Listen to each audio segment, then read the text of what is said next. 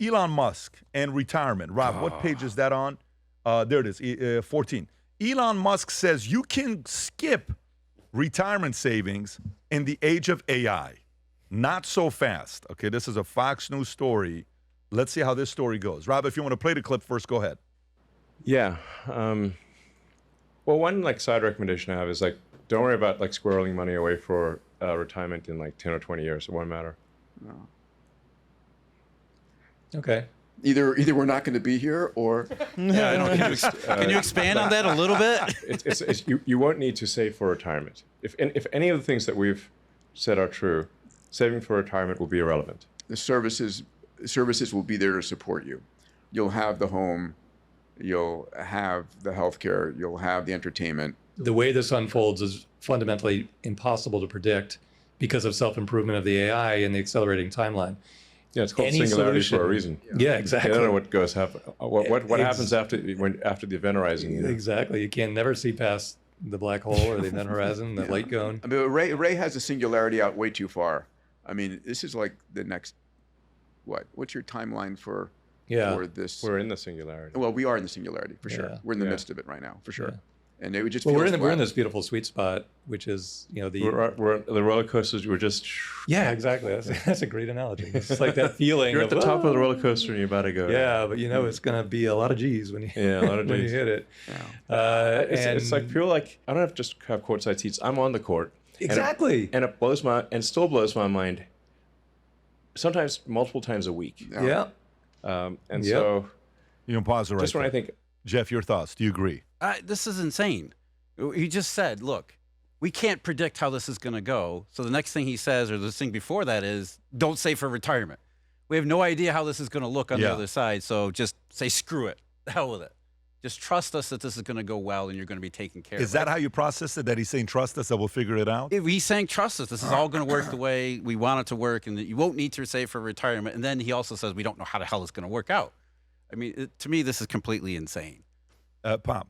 Brandon, you go first, and then I got a lot of thoughts on Okay, this. go Let ahead, me hear what Brandon. he says first. Yeah, no, it's super reckless. I mean, I'm curious, how many times has Elon Musk been wrong? I know there's been a lot of them, but I mean, to put That's worth $800 billion.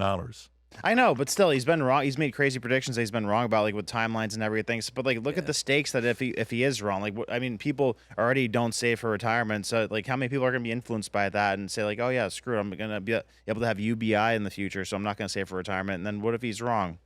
So it's super reckless. Where are you at?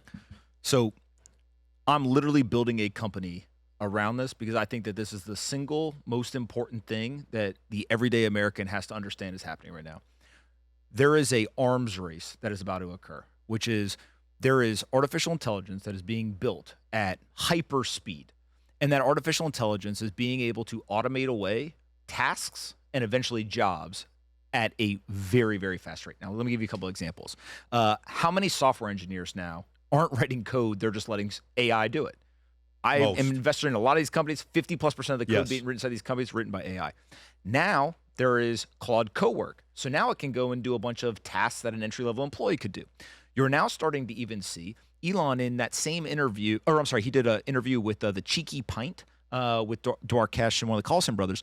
He kept saying, we think that Grok has a way to learn faster than all the other models, and he wouldn't say why. And so I started thinking about, because he kept mentioning Tesla, the Tesla model.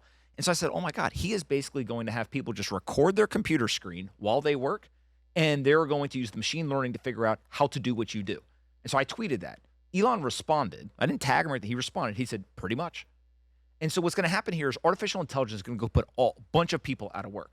What I believe is the arms race is we have to race to harness artificial intelligence to make you money. Because basically what's going to happen here is if we do not harness the ability for artificial intelligence to make people money, in terms of you have capital, you give it to the artificial intelligence, it goes into the market, it makes you money. What is going to happen is you're going to be out of work, you're not going to have any capital, and you're going to not have a path because the machines can do a better job at anything that you do. And so the first thing that we did is we built this product called CFO Sylvia, which basically you come in, you load all of your different accounts, you put your bank account, your crypto, your brokerage, all that stuff in there, and then you can start to talk to the AI and ask it simple questions. How to get my tax rate down? what should I do if I want to have this net worth in 5 years or 10 years? You can also ask it like, how does this current event go ahead and impact my current portfolio? And the beauty of this is if you ask a ChatGPT or Anthropic or any of these other guys, it'll give you very basic answers. Here's what people do to get their tax rate down. What this does is it tells you to your specific situation, asset by asset, what to do. And what's interesting about this is we start to get feedback from these users. What are these users saying? I trust the AI more than I trust a human person. I tell the AI more things than I would normally tell you. I ask questions I wouldn't ask a human because the human will judge me, but I can ask these questions here. And so what you start to realize is people are going to put all of their information and context into these systems, and they're basically going to say, help me. And CFO Sylvia is doing it on the finance side. But what we start to see now is, okay, if there is an arms race occurring, what you're going to see is you're going to see finance get automated. Because ultimately, if you're an average person and you're saying, I'll go to work every single day and I might lose my job in the future, what do I do? I'm going to have to use this technology to get ahead, or it's going to put me out of business. And so that is the arms race. Do you agree with them, though? Do you agree with them that retirement's not something that's important today? I think that, one, you should always have some sort of safety net, right? What I think that he's basically saying here, though, is he's actually not saying don't have retirement. What I think he's saying is humans are not going to drive their retirement. It is going to be all this other stuff. So what the future I envision is you're going to eventually take your money and you're just going to give it to the AI, and the AI is going to make sure that you have monthly income, that you've got retirement money, et cetera. Now, there's a gap between where we are with the technology and where that eventually will be. But you see this, like people are passively investing in indexes. You see them constantly looking for, there's all these AI bots and stuff that are now trying to figure out how to use the technology in the financial markets. High frequency trading, hedge funds have been doing this for a long time. So my view of this is he's right that you are not going to be trading your time for money in the future in the way that we've thought about that over time. But he's wrong in that you're still going to need money, and so you need some sort of retirement. That's interesting. So Yeah, how does that, how does that work for, say, a plumber? Well, the whole idea is that, look, if I said to you right now, what can robots do? Most people will say electricians are safe, plumbers are safe, et cetera. Okay, but if I went back 5 years ago and I said, do you think that robots are going to build homes? You would tell me I'm crazy. I've seen multiple videos online. Now, the homes don't look the same, but they're 3D printed. They've got these cement automation, all this kind of stuff.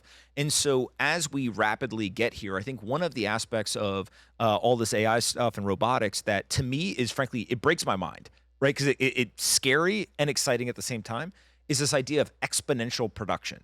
So if the humanoid robots can start producing more humanoid robots, then what is going to be that future look like? Now, the one thing I will say is I actually think that the last human moat that exists is right here. This is the last human moat. There is not a thing in your brain that is a moat compared to software. Software is going to be able to do everything that you mentally can do. But this, your 5 fingers in your hand, the dexterity, the mobility of your hand. What is going to be the value of knowledge? What is going to be the value of knowledge? What is going to be the value of somebody who is got a great memory and knows a lot of facts? Like, what is going to be useless? Something that we admire, that in 10 years we're going to say, yeah, so what? You're so smart. You have all that information. I can take Johnny off the street. He's a homeless guy. Put a $2.2 million latest chip model from NVIDIA that's this, and he's going to have access to every single book ever written, every fact in his brain. He's going to have every information there. Now it's about, let's see how good of a processor it is. What do we value today that because of AI we will not in 10, 20 years? Creativity.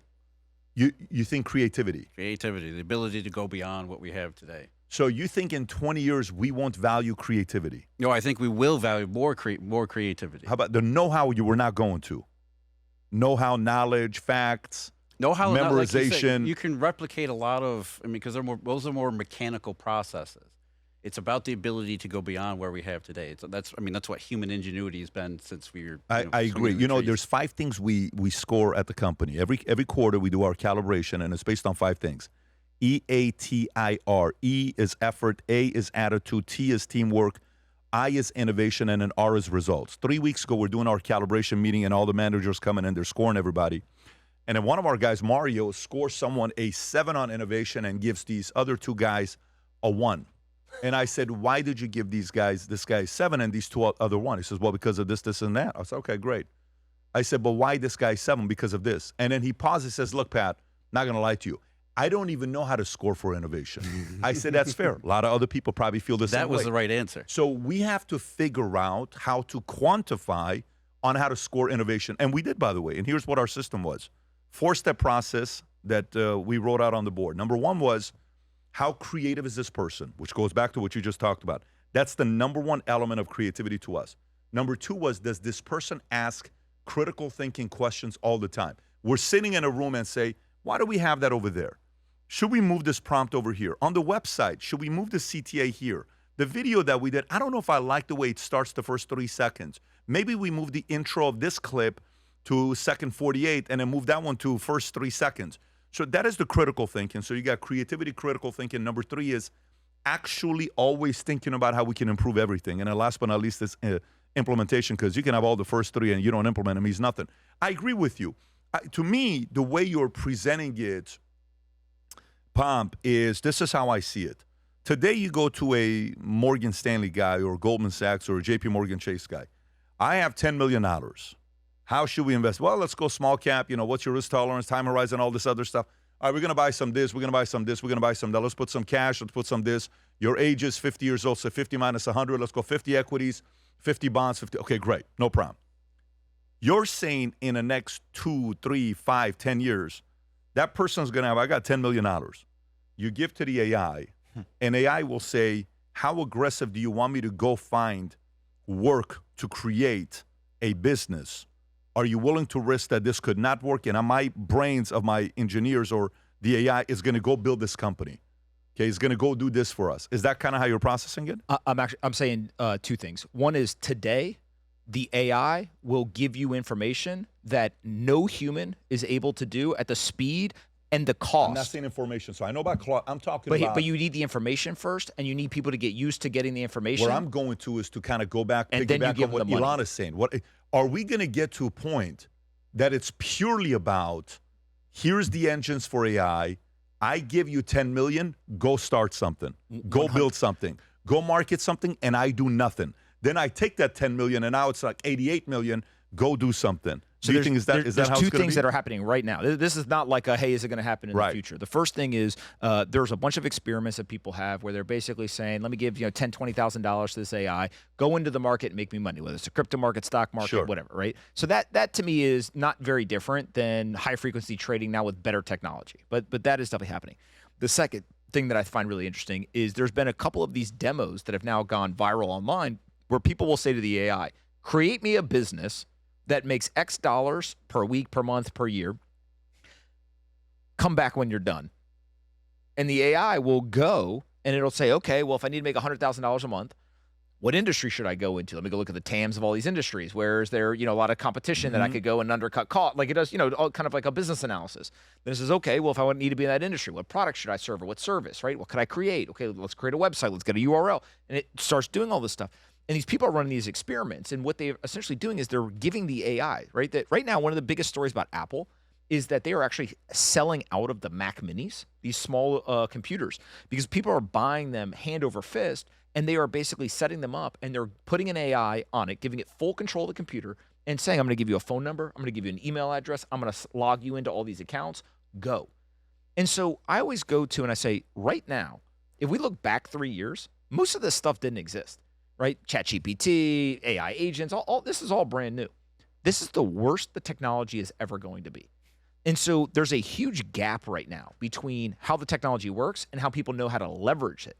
I don't know if you guys saw recently, there was this huge breakthrough in science where these very sophisticated scientists came out and they said, look, 12 months ago, we didn't know how to use this technology. Now we actually know what questions to ask the technology. And so we've started to solve really hard problems because we got better at using the tool, right? It's like somebody who doesn't know how to use a shovel, all of a sudden learns how to use the shovel.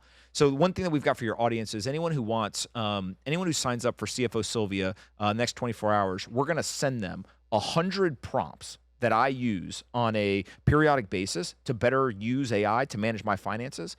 And what you'll see in these prompts is you can start to do things that you don't even know to ask. So like some of the popular stuff, what do rich people do to save money on their taxes? How should I take some of those ideas and implement them in my portfolio? All of a sudden, there's a bunch of stuff you just don't even know to ask. You don't know to Google this stuff. And when you go to whether it's an advisor, a friend, an assistant, whatever, and you say, hey, what are the things that I should be thinking about? They are limited by human knowledge. And so this is going to get applied to every single sector. And that's why you see insurance companies saying we're going to charge less for premiums because software is better at driving, right? All the way through the economy. Yeah, and I love that. But also at the same time, I'm going to, what is your meeting with your investment banker or financial advisor going to look like every quarter? You're not going to have Or that's what I'm saying. If it's going to go, I don't know if you're not going to fully have No, one. they're going to get automated away. They 100% are going to get automated away. I think there will still be a role for the creative side and the advice side. But I think maybe this is something I disagree with Jeff on is, and I like talking to Jeff because he makes me think much more critically about this stuff. But I actually would argue that if I said to somebody, hey, you need to be creative about whatever art or prompting or whatever, if you simply ask the AI, come up with 20 prompts that I should ask about some topic, or write me a prompt Do you to think in create 20 a piece years of we'll art. have a president? Well, Do you think we will begs have the a question U.S. of president? it begs the But you're just question talking of about what is the using- role of the president? But think about it. What is the role of a financial advisor? What is the role of a doctor? What is the role of any of these jobs, Fed right? chairman. But do you think in 20 years we'll have a president? Yes, because I don't think that that job has a verifiable end state, whereas I do think that a financial advisor, a lawyer, et cetera, those are verifiable end states, and most of it. Now, a lawyer still has to go to court and argue and all this stuff, but like we get to a weird place Do where we have automated courts? so that I was Have going you to guys say seen is that that recent movie that just came out with Chris Yeah. Pratt? Did you see the movie with Chris Pratt? No, I haven't seen it. Okay, can you pull up this movie with? By the way, but like that's a good question. Do you think we'll have automated judges? Well, No. but No. here's, No. here's Okay, what I explain want. why. I think we have to define what AI we think AI is going to do. To me, it's more like a human-robot partnership. How can we make human beings more creative? Augment the human. Augment the human. And so you don't eliminate necessarily the role of the human. Maybe you eliminate some of the roles that humans used to Jeff, do. do you know what which this is- movie's about? No. Let me tell you what this movie's about. Okay, this movie is about Chris Pratt, who's an agent. He's a detective. He gets accused of killing his own wife. Okay, he wakes up. He's sitting in a chair, handcuffs, shackles. He has 90 minutes where he's sitting in front of this judge called Mercy to make the argument why he is not guilty. If he doesn't, he's gone. If he does make the argument, he's free. And the most so the judge is an AI. You have to watch this movie, by the way. You have to watch this movie. You know how the movie ends? The movie, I'm not going to tell you what ends up happening, but I'll tell you one special line that he says at the end that's scary as hell. He says, I guess what we learned is just like human beings can make mistakes, so can AI. Yeah. And it's Yeah. about the judge when you see this. There's also that's the thing. There's also a survival instinct in human beings. We're not just going to go passively be eliminated by AI. I think human beings. This is where the creativity comes in. The most creative humans are going to figure out how to partner with AI to stay on top of the game. I go back to is there a verifiable end state of the judge? Yes or no? If the answer is yes, it'll be automated. Like If we have a lazy population that says, well, you know, Where's this I would data coming argue from, that though? it may be better.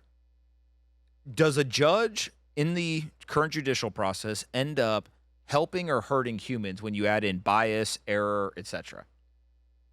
There's a huge debate that we could have in terms of the role of the but judge. aren't you just replacing human bias with AI bias? Well, so Because let me give you a good example. Is there's a study that shows if you are up for parole, you know the worst time to go in front of the parole judge? Right before lunch. So they looked at throughout the 'Cause time they of wanna day get to lunch. because people They're want to get just to lunch. like, It's crazy. Look it up. There's a crazy study that shows if you You're go in front flirting. of You're flirting with something very dangerous. No, so Pam. that's the thing. I think You're flirting with something. Let me explain to you why you're look flirting. at this hungry judge effect. I get that, but you're flirting with something very But, dangerous. but are Let you me- going to replace it with a worse bias from AI? well, That's the question. the question becomes We cannot how assume much, that AI has no bias. how much of the law should include empathy versus fact. And I don't have a good answer. So you're going to put that into some right? coder's hands to code empathy. But you know what you're see, flirting I with. mean, Let me tell you what there's you're no flirting easy with. answer here. There's let's be honest. definitely no So- easy answer, right? but But this it's is- crazy. You're right. This is the conversation that people should have because you're right. The legal system, let's face it, it can be improved. Definitely be improved. But this is where I think the creativity comes in. You give the tools to the judge or lawyers, whatever. Jeff, so that question. It's a partnership with You're AI. flirting. You're flirting with. We got him now. And I'm gonna, but I'm going Well, no, to tell you've you. hit a nerve. You've I'm going to hit tell something you big why, here. though. I'm going to tell you why, because where you're going, if you fully go there, You know how there's what different parties do we have right now? We have the Republican Party, Democratic Party, Independent Party, communism, socialism, capitalism, whatever you want to call it, right? It is going to be human and the AI party. That's what it's going to come down to. And if you go there, guess what? They're going to win. If it's going to be those two together where you put them as the superior, they're going to win. Why? The instinct inside of you, whether we know it or not, we're super competitive. All of 100%. us. We're sizing each other up 24/7. The most noble person in the world, Mother Teresa, she's a psycho competitor. Do you understand what I'm saying? Pastors are psycho competitors. Yeah. Joel Osteen, Billy Graham, it's in here. You can't get rid of it. It's in our gene. Okay. So then when it gets to a point and in your mind, you realize you can get AI on your side, then you see a couple different people, barrier to entry. What do you now have? It's about elimination of competition. Then what takes place? Now we're not banking on human team. Now we're banking on purely wealth and finance. And by the way, that's an empty place to be. Sergey Brin did an interview recently. I don't know if you saw this or not. And he's talking about what happened when he retired during COVID and how it was the biggest mistake of his life. This is a guy that's worth a couple $100 billion that just bought a $174 million house, I think, in Miami. Rob, can you play this clip, please? Go for it. Retired like a month before COVID hit. And it was like the worst decision. I had this vision that I was going to sit in cafes and study physics, which was my passion at the time. And that didn't work because there were no more cafes. I was just kind of stewing and kind of felt myself spiraling, kind of not being sharp. And then I was like, I got to get back to the office. We're 260 today. Time was close. But, after a number of months, we started to have some folks going to the office, and I started to do that occasionally, and then started spending more and more time on what later became called Gemini, which is super exciting. And to be able to have that technical, creative output, I think that's very rewarding, as opposed to if I'd stayed retired. I think that would have been a big mistake. So I actually retired. Just the way he speaks, does he sound motivational to you? Does he sound inspired to you? Sad. I used to see this all the time when I used to manage money for people. I used to tell them when they get closer to retirement age, that's why you guys are fighting, because he wants to get rid of you. So don't retire, because what you would see is that people who retire, completely commit to retirement, they were dead within a couple of years. You know what is the dirty truth of this whole AI thing? I have a lot of friends that run a lot of companies. Right now, two things are true. They have never worked as hard as they are working right now, because they see there is an arms race and they want to win. It's to your true. point, that competition, It's so true. if you control the machines, don't if have you a problem control with the that. intelligence. All right, that's the first thing. The second thing, their day-to-day life at work is harder than it has ever been. Not only is there the speed of the innovation and everything, they can't keep up, but AI is taking away all the easy tasks. Yeah. So the only thing that are left are all the hard tasks now. So they've got to spend, in terms of density of hard tasks in a day is actually going up. And so it's this weird dynamic of you're promised an economic or societal utopia and abundance, but actually the lives of the people who understand what's happening here, they're working harder and they're spending more of their day on the hard problems, which I actually think is leading to many of them not being as happy. Yeah, so when I see something like this and I see a guy having $266 billion, you know what he can buy? He doesn't just buy that $16.4 million card. He buys the entire company. He buys the entire brand. He can buy fanatics. He can buy industries. He can buy leagues if he wants to. That's the kind of money that he has. Because he's a creative guy. Yeah, he has to have the creative outlet. But there is a problem, though. There is a problem. This video here, I made this video a couple days ago, and I had my son record me. And it says the only noise that scares parents. Okay, Rob, go ahead and play it.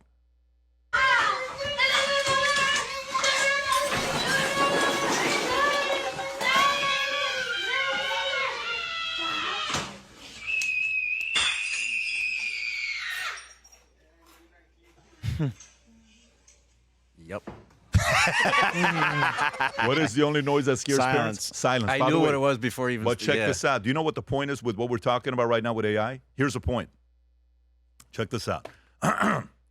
What happens if all of a sudden this race goes so quickly and then we replace everybody? What happens when a bunch of people have a lot of time on their hands? The last time I had a lot of time on my hands, my hair was orange. Okay? And just letting you know, last time I had a lot of time on my hands.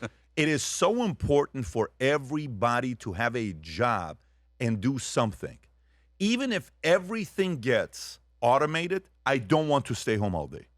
Even if we have half the population staying home doing nothing, that is a horrible society.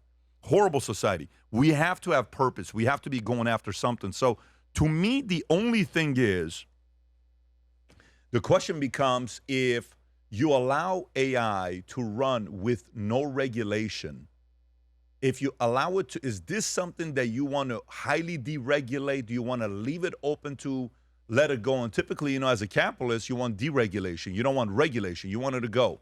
But at what level? Will it be at a level of replacing human beings? Will it be at the level of replacing what people are doing? Like right now, how long ago do you think the NFL could have changed referees and done 100% AI? They could have done it 5 years ago. How come they don't do it? Do you want? Well, they are doing. They are, but do you want it to be 100% getting rid of the referee? So that's the thing is, I don't know about that, because then guess what happens?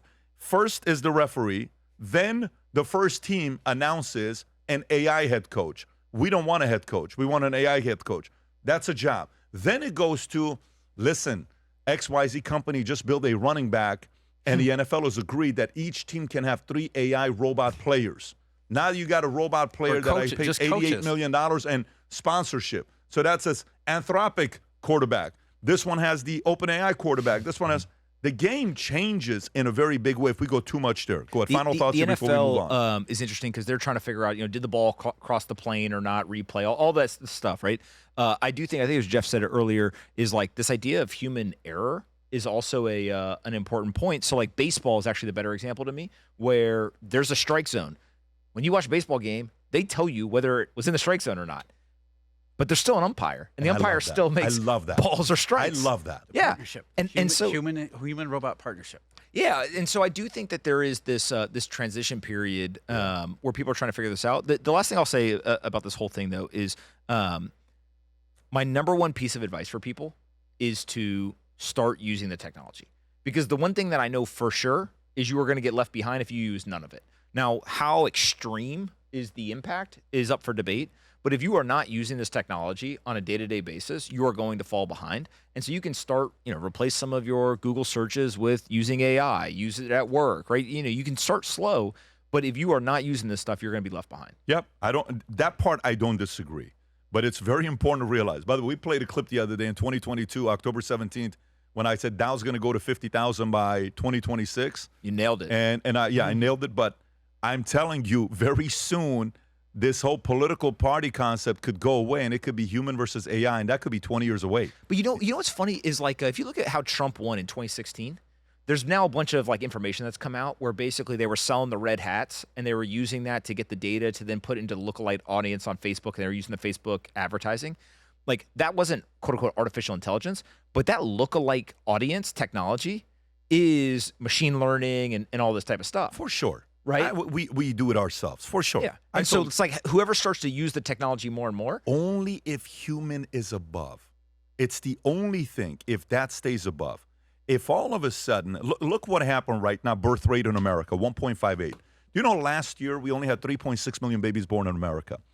Do you know how many babies we had born in America in 1940? 3.6 million. But we did it with 150 million people. Yeah. And we only did 3.6 million with 340 million people. Do you know America, 3 times we went on a run of 4 million plus babies every year. Once we did it 5 years. Once we did it 7 years. Once we did it 11 years. The most babies we ever made in a year is what? 4.3 million babies. So then you go through a list of why we're not making babies anymore, right? Okay. So one is, I think it's called Envion, the introduction of, what do you call it, birth control pills. I think the year is 1960. That it was FDA approved, and it was only available to married women in certain states. Now it's everywhere, right? Then you have Roe v. Wade, which abortion, 65 million kids we've killed the last 50, 60-something years, right? That's the real Holocaust that some people talk about. Then you have in 1957, which was the highest birth rate we ever had in America, that's documented, 3.77. That year, women were in the workforce 35% of the time. Today, women are in the workforce 65 to 70% of the time. Very different. You know, that whole dual income, we want both to go to work. So when you look at the stats, you're like, yeah, let's get women working as well. This is going to be great. We have double the workforce. Birth rate dropped. What else? You know, people were having kids at 22, 23 years old. Now they're having kids at 30 years old, 32 years old, 34 years old. So some of the movements that we adjusted, we took a different kind of a hit. So the only thing for me is like my thoughts when it comes down to stuff like this, we have to be very careful that we don't over-edify AI to human. And if it goes that way, you will be a slave to AI in no time. It will own you in no time. If you think about this, right? So like one of the core principles that I usually revert to when I'm making kind of evaluations of this stuff is, does it hurt somebody else? Right? If it hurts somebody else, then Not yet though. Well, but there's that, things you make that, but yet. other people don't. No, of course. But like if you think of this phone, right? And you say to yourself, okay, somebody making that phone is saying, oh, you can connect with your family, you can learn information, you can do all this stuff. Well, there's a bunch of studies that show scrolling social media is incredibly bad, not only for your focus, for, you know, your energy levels, but also just your mental health and kind of all this stuff. And so it's, as a society, how do we make a trade-off between, is social media regulated to a certain degree or not? You know, how should we think about this? It should be for kids. You can't. But So you that's the can't- thing, is then is age demographic. You right? can't But do that. I You can't do that though, because if you and all the ethical people like you make the same decision, then who will be left to run the AI arms race? It'll be the psychopath. No, what I'm saying though is just like, I think as a society, it's not just AI. It's like there's a bunch of these technology things we're trying to figure out, right? So like self-driving cars is another one. We have verifiable, objective data. Self-driving cars are much safer than a human driver. There are a mass amount of people who are fighting against this, saying we should not have self-driving cars on the street. It's a Dunning-Kruger effect. Everybody thinks they're above average drivers. And So you want to know what I do at dinners now? Whenever I host dinners, is we had a big conference last week, and I had a dinner. There's about probably 25 people or so, and I said, in this room, how many of you guys use AI on a daily basis? This is, you know, kind of business crowd. Everyone raised their hand. I said, great. How many of you think that your job is going to get replaced by AI in the next 5 years? Not one person raised their hand. Yeah. I said, well, listen, by the odds, you know, some of you ain't going to be here in 5 years. It's just nobody thinks it's them. Yeah. No, I get that. We have our annual Sales Leadership Summit that is coming up this year. We're doing it at the Trump Doral. I went to the property the other day. Unbelievably beautiful property. And if you're a sales person or a sales leader or a CEO that wants to drive sales and find superstars and develop superstars, Rob, play that clip that you have. I think Alicia sent it to you. Go right ahead, buddy. I got a question for you. Which of these two skill sets guarantee success more? You being able to recruit rock stars, 8s and 9s, coming in talented and they change the company overnight. Or two, you knowing how to develop rock stars. Which of these two guarantees success? From my experience, when I was not a rock star and I got lucky and I recruited a rock star, I could never keep the rock star. Eventually, I obsessed over developing people to succeed in sales. Once I did that, all the rock stars started knocking on the doors because they wanted to work with me. This is why once a year I host an event called the Sales Leadership Summit. This year we're doing it March 25th through the 27th at Trump Doral. If you want to find out how you and your team can attend this event to learn how to become better sales leaders, click on a link below, fill out your information. One of our consultants will get a hold of you. There you go, Rob. That's the QR code, and we're going to put the link below. Rob, if you can put the link below as well for people to go learn more about it and fill out the information. One of our representatives will call you and answer any questions you may have about the event, and hopefully we'll see you there March 25th to the 27th at the Trump Doral. If you enjoyed this video, you want to watch more videos like this, click here. And if you want to watch the entire podcast, click here.